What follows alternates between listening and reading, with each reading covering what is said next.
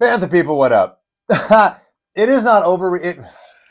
Panther people, what up? Derek Brown potentially out for the rest of the season. Is that a wrap already after week one? You're watching Panthers Post. It's Overreaction Monday. I was going to overreact to what we saw on Sunday in terms of Bryce Young and the defense, but now I'm overreacting to this news that just dropped, which might already be a death sentence for this team for the rest of the season. And this might not even be an overreaction. Tom Pelissero from the NFL says Pro Bowl defensive lineman, the only Pro Bowler on the Panthers team, Derek Brown, the newly highly paid defensive tackle Derek Brown, suffered a potentially season-ending knee injury. It's a meniscus. In Sunday's loss to the Saints, the meniscus injury will require surgery, which will determine the exact timeline. A brutal blow in week one, after week one, which, as we remember, saw the Panthers lose 47-10, where Derek Brown and company, he is not immune to criticism, where Derek Brown and company got absolutely torched. They made Alvin Kamara look like Alvin Kamara the rookie. Immediately at the same time that this news broke, I have an induction stove. And so we're trying to figure out, why is the power not on? Why is this not working? I've been able to boil water for like 5 days. And so we just had a mechanic come in. They took a look at it, an electrician, and they said, your pots are all right.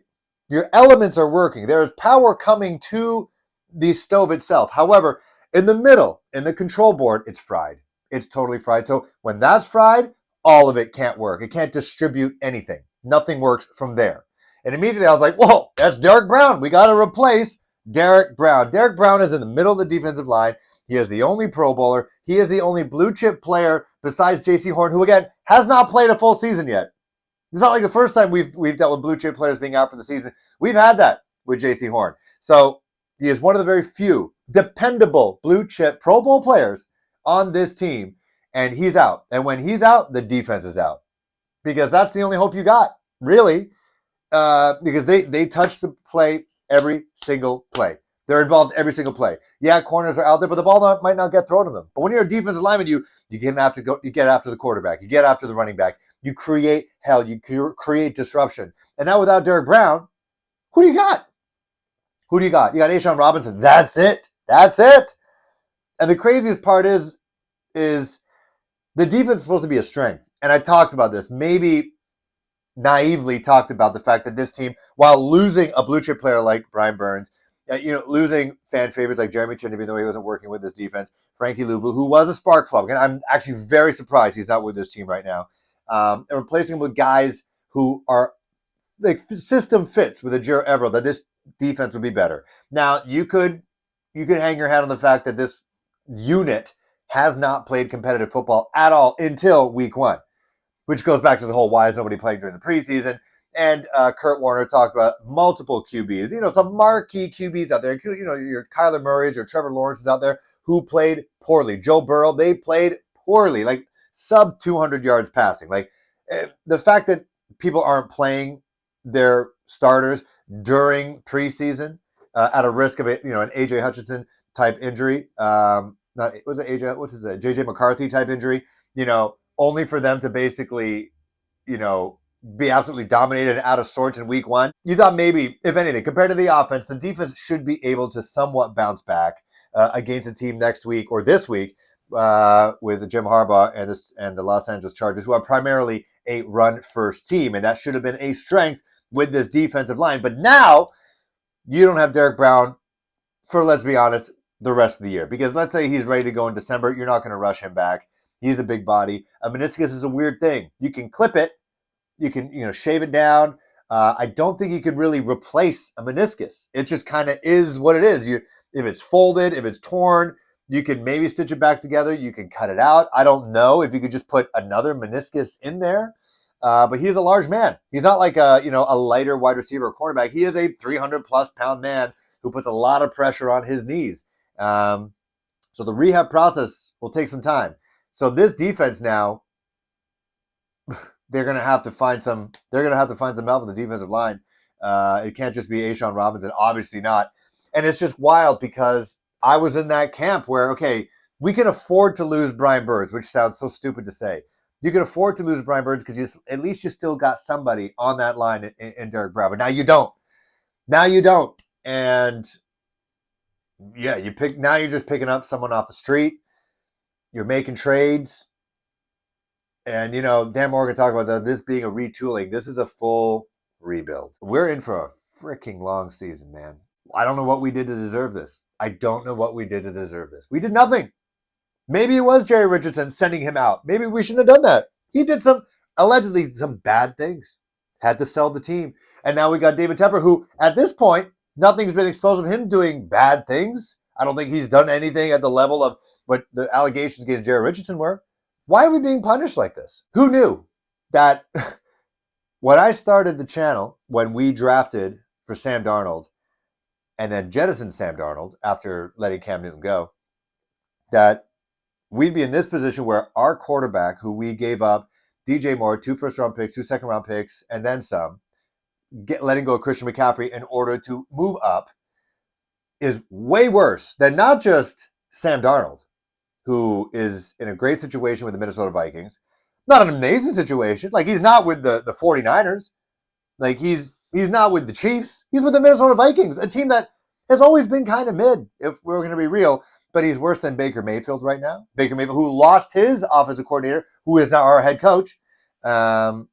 It's crazy. Who would have thought? Teddy Bridgewater is still doing his thing. He's coaching high school football. Good for him. That's the best. I don't know what PJ Walker's doing right now. Would you take 4th and 1 Cam Newton podcast? Cam Newton right now? I'd say, yeah. Who would have known that, Matt Rule, when he talked about it takes 7 years to create a winner. What year are we at now? We're almost at 7 years. And it seems like every year we're starting at the bottom. What if we just stuck with Matt Rule? At least we won 5 games. Like, what do we want?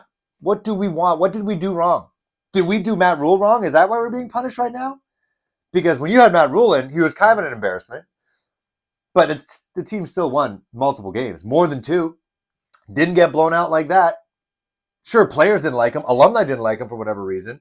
They didn't practice red zone drills. Are we now in for another 7 years? If Bryce Young destroys our hearts again in week 2 against the Chargers and he gets destroyed by one of the Bosa brothers, is that what we're in store for right now?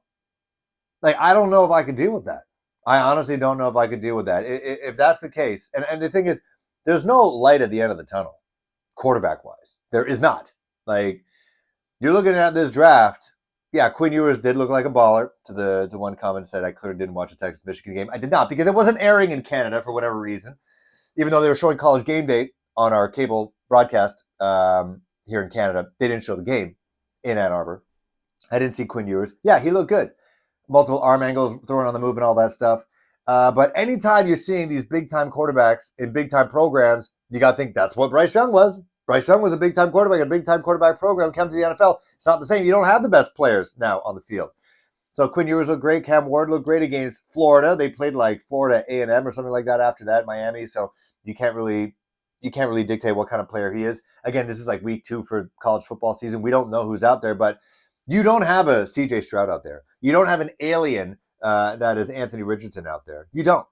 Maybe Cam Ward is. Cam Ward's a year younger than Bryce Young. Maybe you want to use that as a plus. He's not old, but he's not like 20. But I don't know what quarterback is out there. I don't know. I don't know about Shedeur Saunders. I really don't. But Ewers, Cam Ward, Jalen Milroe is a guy I'd take a flyer on. But again, I don't know what fans would say about taking another Alabama quarterback. But he has the measurables and the alien type traits that people like. Maybe we are being punished for not hiring full-time Steve Wilks. Maybe we are being punished for that because he actually did what he said he was going to do, the keep pounding mentality, the thing that Dan Morgan wants to build. But I am not seeing any pounding on the offensive or defensive side. He wants people to fear the logo. I'm not seeing that right now. Steve Wilks says, we're going to keep pounding. Man's from the area. We're going to run the ball. We're going to be arrogant about running the ball, like what Dave Canales said. And what happened? Set a franchise record in rushing yards in a game. Over 220 yards rushing in a game? Just beat the hell out of teams. Kind of like a guy who's coaching in LA right now. And maybe we're being punished for that. Because I'll say this about Dave Canales. He's a positive guy. You want a positive guy in the locker room, but that starts getting old pretty quick. If you're getting blown out, if you're unprepared, if, as he has said, they couldn't execute on all three levels, that's on him. And if you're still being Mr. Chipper, Pete Carroll 2.0, and you're still getting blown out every single week, now you have a major injury to one of your captains, and you're still Mr. Nice Guy, Mr. Chipper, that is going to get old real quick. And you're going to go from Pete Carroll 2.0 to Matt Rule 2.0, because Matt Rule could talk up a storm. That man could have a podcast. He's on podcasts. He could talk himself at the top of the mountain or into a ditch. He's a used car salesman. It's just the only difference between him and Dave Canales. He's fat, he's old, but Dave Canales fit, good looking, but he could talk up a storm too. He could talk himself up at the top of the mountain. He could also talk himself into a ditch. It all depends on the results. And if the Panthers get blown the F out at home in front of Jim Harbaugh, who could have been the Panthers coach, and as my guy, Panthers Culture, said on Twitter, and it's really resonated with me. I always never really wanted to blame David Tepper, because to me, he just kind of signed the checks. It seemed like this year he was kind of standing back a little bit. But he mentioned that as long as David Tepper is the owner, and he has a massive ego, which might be compensating for other things, you're not going to get a guy like Jim Harbaugh to coach the Carolina Panthers. You're not going to get a guy like Bill Belichick. You're not going to get like Mike McDonald from the Ravens defensive coordinator, who won his first game. Almost every single rookie head coach won their game. Jim Harbaugh won, even though he's not really a rookie. Mike McDonald won. Jared Mayo won. Who else won as a head coach? Can't remember. But anyway, you're not going to get those guys who are going to stand up to David Tepper. Anyways, let me know how you guys are feeling. What's the pulse of Panther Nation? I'll give a preview of the game against the Chargers coming up.